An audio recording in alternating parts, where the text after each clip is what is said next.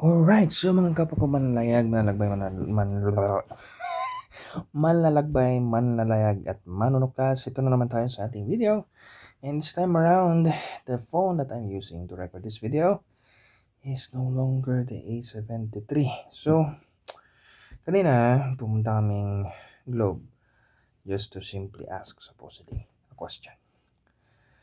Pero dahil nga, talagang siguro end of life na nito, nahirapan na siya mag-charge paminsan-minsan. So, need to let it go kasi laging compromise, laging aligaga. So, kanina, I have a choice. Either I go with S25 FE, which is, yun nga tulad na sabi natin last time, is in terms of Bluetooth and Wi-Fi technologies, medyo behind na. But okay siya sana, budget-wise. Kaso yun lang, I've read reviews na in terms of battery life, medyo hirap siya. But, with ChatGPT and other reviews, yun yung ano nila na choice between you would upgrade to A57 or S25 FE. Kasi almost close lang kanilang price eh. The thing is, with A57, it got Bluetooth 6, which is sabi ko in the future, if ever man mag-update ako ng headphones, yun yung kailangan ko Bluetooth na specs. Or also with um, Wi-Fi 6E, hindi siya 7. So, okay, sige. Pero mura siya. Diba? So, what happened is, kaysa yung babayaran ko monthly sa aking postpaid is 800 lang, may 2K na siya dahil nga kasama na yung phone. Pero mas mura siya kaysa 2.5 and mas mura siya kaysa 4K. Kasi yung S26 FE sana, S26 Plus, sorry. S26 Plus sana. Pero hindi nga talaga kaya sa budget as of the moment. And hindi ko na rin kayang hintayin na mag-August pa. So, decided to go with the A57. If you see any differences sa ating camera and all things or sa video, sabihan nyo lang ako, maybe dahil mas hindi okay or mas okay, I don't know. Sabi nila processing wise, mas okay daw sa A57 kasi it's 3 years behind naman itong phone natin, yung A73. But in terms of megapixel count, kasi megapixel count is okay lang in terms of mas mataas yung megapixel, mas marami siyang ilaw na kailangan or na-absorb na light. So, at times, not always, at times, mas maraming details. But the thing is, it depends on the case. Kasi even if mataas yung pixel count mo, kung pangit naman yung processing niya, hindi pa rin talaga. So, it, it's not necessarily mas mataas yung pixel, mas okay. And Apple, ang ano dyan, kasi yung ibang phones, ang taas ka na pixel count, oo. Pero minsan mas maganda pa rin yung processing ni Apple. Diba kahit 50 megapixels lang. Though si Xiaomi, if not mistaken, gumagamit siya ng 200 megapixels. Mas maganda yung processing niya. In short, mas ano siya kaysa kay Samsung. Pero yun nga, it's a matter of preferences and it's a matter of budget. Ako iniiwasan ko yung mga Chinese phones kasi nga andun yung okay, aabot siyang 5 years pero papalit ka talaga ng phone. Ano kung kahit maingat ka. Eh, ang Samsung, ang Apple, kung maingat ka naman, hindi mo siya basta-basta masisira. Pero kung tulad ko, actually, kung maingat lang ako, kung hindi ko siya lagi nahuhulog, itong A73. And also in the same time, kung nalagyan ko lang siya ng case, walang problema. Kasi dati, may case naman siya. Kaso nasira kasi, so okay, pinalitan ko. Nagpalit ako ng case, kaso nasira din ulit. So, tinamad na ako magpalit. Diba? Tapos, sa tanda niya, at lagi ako nasa mainit na lugar, kasi mainit talaga sa Pilipinas, na ano siya, natanggal na yung power button, tanggal na yung volume button. Diyan muna nagsimula hanggang sa nawala na yan. Tapos yung sa charging, kasi yes, maganda Samsung itong A73 in the essence of kahit nahulog siya sa timba na may tubig, okay pa rin naman. No? Kaso nga, ang problem, there was this time na ewan ko ano yung pumasok na ayaw niya na mag-charge. So, pinagawa ko. Tapos, nung nagawa na siya, ngayon naman, nagkaka-problem ulit. So, talaga hindi na siya yung original eh. So, sabi ko, okay, I have a choice. Either maghintay ako, pilit ko talaga yung gusto ko na makuha yung gusto kong phone. Or, it's time to really change it. Ah, inano ko nung girlfriend ko kanina, "Uy, happy kid, ang saya mo naman, happy ka kasi bagong phone." Happy, but not really 100% happy kasi, it's supposedly to be the time to have or experience a high-end phone, not a mid-range one, but, well, gano'n talaga ang buhay, gano'n talaga ang life, wala tayong magagawa do'n. So, be thankful na everything, at least may bago tayong phone and at least may magagamit tayo. And then ito na yung susundan natin na phone, si A57 na. So, RIP kay A73. Gagamitin ko pa rin siya, ay ilalagay ko pa rin siya sa tabi ko kasi marami pa rin mga parts nito or mga, informations or data dito na hindi ko pa nalilipat sa though nalipat siya and mas mabagal yung paglipat niya compared to sa iPhone, or siguro dahil ang gamit kong internet is yung internet ng mall and medyo mabagal compared sa bahay na talagang ako lang o ilang tao lang gumagamit. Siyempre sa mall maraming nakakabit, so mas mabagal siya. But yes. So sige, pag-usapan natin ano ba mga differences, ano ba mga update, ano ba mga upgrade from the A73 to the A57. Una, Bluetooth, instead of 5.3 or 5.2, naging 6.0 na. Wi-Fi, instead of 6E or 6 extension, meaning magagamit ko yung 6 gigahertz if meron man. Another thing is that is also the reason ba't hindi ko kinuha yung S25FE because of that connectivity. Pero kung ano lang sana and okay din yung battery, hindi problem, then I would have. Yung ating Gorilla Glass is Victus Plus, hindi na siya 5. Sabi mas matibay daw, and the reason bakit hindi pa ako nagpapalagay ng tempered glass, pero baka magpalagay din ako kasi is if S26 Plus yung nakuha ko, baka hindi na ako nagpalagay. Ano na lang, case na lang kasi nga matibay daw yun, armor. But this still needs a tempered glass. Tsaka kailangan ko magdoble ingat kasi bago pa nga lang, di ba? Hindi ko na siya nalagyan kanina, napalagyan kanina kasi nagmadali kami umuwi dahil nga may warning regarding sa lindol. So dahil lindol, umuwi na lang kami para at least safe kasi nasa loob kami ng mall.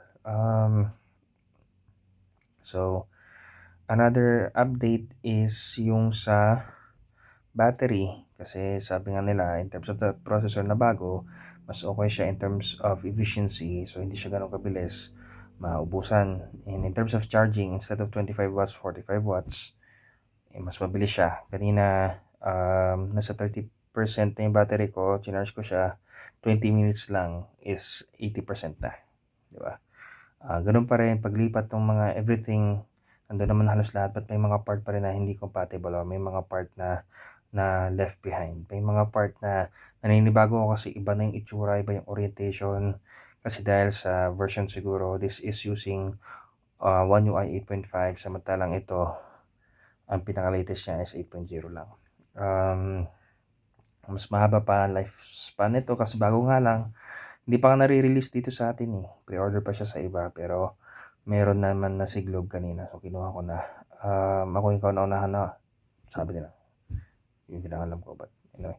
Kauna-unahan nakakuha ng A57. So when trying to buy a case kanina sa Spigen, wala pa akong makita. Pero yun nga, yung likod nitong A57, ito A73, ito plastic lang. Yung ito, glass ang kanyang likod. Supposedly, actually, if meron lang A77, if natuloy lang tayo, totoo yung rumors, no? I would have bought that na lang. And, I don't know, worst case scenario, karoon talaga na A77 this year, pamalit nila sa FE. And if that is the case, then that would be sad. But, if the S26 FE, check na natin kung ano. Kung meron man tayong pera sa future, kayang bibilhin, why not, diba? Tapos bigay ko tong phone na to kay Papa, diba? Kasi para meron din siyang mas mabilis at mas okay na phone. Kasi lagi siya nagre-reklamo sa phone niya. Ano pa ba? Camera wise, the megapixel, mas mababa yung megapixel nito. Yung sa front inverse na 32 from the A73, ngayon 12 na lang. Dun sa main camera which is 108, dito sa A73 dito is ano na lang, 15 na lang. The reason also that I am double thinking regarding S25 FE and gusto ko talaga S26 Plus is dahil nga nakakapag-zoom in kahit mataas, 'di ba? Si Plus is 50 pa rin naman. Si FE, if not mistaken, if hindi 108 then 50 pa rin. But nonetheless, nakakapag-zoom in sila. Nakakapag-zoom in din naman 'to pero hindi yung highest MP niya ata yung nakakapag-zoom in. This has some AI features, best face, which is weird kasi iba yung nakikita ko dun sa online ng mga halimbawa ng best face, iba din naman dito. May mga ibang parts na nandun pa rin ang mga ginagamit ko. And then actually paglipat yung configuration ng customization, nice, nalipat din naman. So, thankful pa rin. May mga ibang parts na inayos, nilagin ko pa, lalo na yung mga sensitive like yung sa app ng router, yung messenger na yun. Kasi si Samsung meron siyang feature na dalawang messenger mo, dalawang Facebook mo. If you turn it on. And when I turn it on, dalawa na siya, kailangan ko pa i-login. So, madami akong kailangan i-calibrate. Actually, hindi pa tapos. Madami pang kailangan i-calibrate ulit. Kaya hindi ko pa pwedeng itapon tong A73 ko. Kailangan pa rin nakatabi siya. Kailangan magamit ko pa rin siya. But in terms of design, para sana naman, medyo mas gusto ko to kasi parang parang seamless. Sorry, seamless. Samantalang tong A57, medyo okay lang naman din. Medyo hindi lang siya yung gusto kong style, but mamahalin pa rin naman tingnan. Pero wala akong pake doon. Isa lang kulay, yung gray lang. Kasi nga, yun lang yung unit nila kanina. Wala naman akong pake sa kulay. Mas pake ko yung performance. Pero yan. So, si A73, baka nagtataka sila, paano mo nakuha yan kung wala power button? Meron kasi tinatawag na gesture, diba? So, if to double tap ko siya, mag-on siya. Mag-on siya. So, double tap din para mag-off. Tapos, any other features. Natry ko rin pala si S26 Ultra. Alam ko nasabi ko sa mga video, that's the reason why I would like to want Plus instead of Ultra dahil dun sa privacy. That would have been great. And there's a walk around dun din naman. Gawin mo na lang siyang routine na pag nag-boss ka ng specific apps, doon lang siya magpa-privacy. Or kapag nag-ano ka ng password, doon lang siya magpa-privacy. Pwede naman yun. Or ikaw na lang manual in, manual out. Kasi totoo nga, na pag binuksan mo yung privacy feature nung S26 Ultra, nagdidim nga talaga yung screen. Tapos pag clinic mo pa yung maximum privacy, talagang halos wala ka na makita sa screen kahit nakaharap ka sa screen. So, it's a matter of preference. Kung hindi ka naman magma-maximum, okay lang naman din. It just blur left and right kahit paano may harapan yung taong titingin sa mga passwords mo or specific apps na ano mo, kung privacy, ano ka talaga, that would be better compared sa naglagay ka ng privacy screen na sobrang napakamahal, and also in the sense, ano siya, hindi mo siya maalis. Yun, at least may option ka, pwede mo off, pwede mo yun. But then again, depends on the preference of the human being. Yeah. Ang punto na talaga ng video nito, mag-update lang na may bago tayong phone, and mag-update lang din na this is the end of the A73, quote-unquote, kasi gagamitin ko pa rin naman siya, but hindi na siya yung main phone ko, and the start of A57, and today is April 4. Thank you. Take care.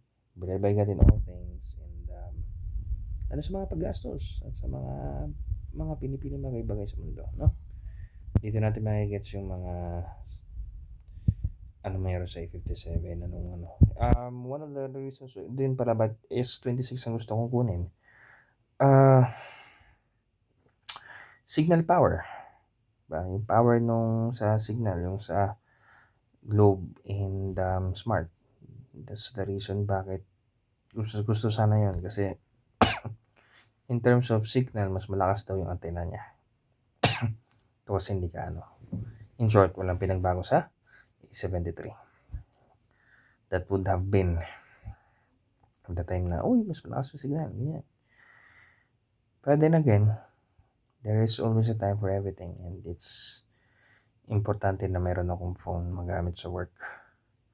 Kasi talagang bumibili na itong lumang phone. So, sacrifices. Anyways, take care. As always, go and going ka.